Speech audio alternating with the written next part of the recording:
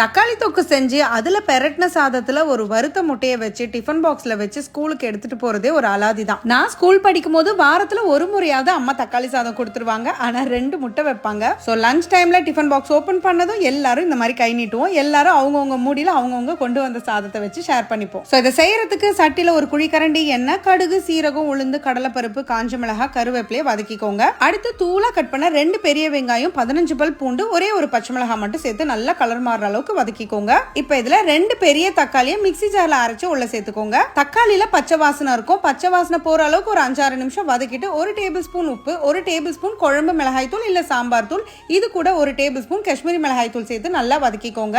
தேவைப்பட்டா தண்ணி தெளிச்சுக்கோங்க. நான் தண்ணி எதுவுமே சேர்க்காம எண்ணெயிலே தான் வதக்கி எடுப்பேன். தண்ணி சேர்க்காம நான் பண்றதுனால 1 மாசம் ஆனாலும் எனக்கு கெட்டு போகாது. கொஞ்சம் எண்ணெய் அதிகமா மட்டும் சேர்த்துக்கணும். சோ இப்ப தொக்கு நான் அதிகமா செஞ்சதுனால ஒரு பவுல்ல எடுத்து நாளைக்கு இட்லிக்கோ தோசைக்கோ வச்சுக்கிட்டேன். சோ மீதி இருக்கிற தொக்குல நான் வடிச்சு ஆற வச்சிருக்கிற பொன்னி புழுங்கல் அரிசி சாதத்தை சேர்த்து மிக்ஸ் பண்ணிக்கிறேன். நல்ல வாசனைக்காக ஃப்ரெஷ்ஷா கட் பண்ண கொத்தமல்லியும் அதோட நெய்ல வறுத்த முந்திரியும் கருவேப்பிலையும் சேர்த்துக்கிட்டீங்கன்னா அட்டகாசமா இருக்கும். இந்த தக்காளி தொக்கு மத்த தக்காளி தொக்கை விட கொஞ்சம் டிஃபரெண்டா இருக்கும். பூண்டோட ஃபிளேவர் தூக்கலாவே இருக்கும். முக்கியமான விஷயம், நீங்க டிஃபன் பாக்ஸ்ல கட்டி எடுத்துட்டு போகும்போது உள்ள வாழை இலையோ இல்ல தையலையோ வச்சு கட்டி எடுத்துட்டு போங்களேன், இன்னுமே மனமா இருக்கும். கண்டிப்பா ட்ரை பண்ணுங்க. அப்படியே மறக்காம ஸ்டவ்வோடு சமைக்கும் போது கொஞ்சம் லவ்வோடு சமைச்சீங்கன்னா சுமாரா இருக்கிற சமையல் கூட சூப்பரா இருக்கும்.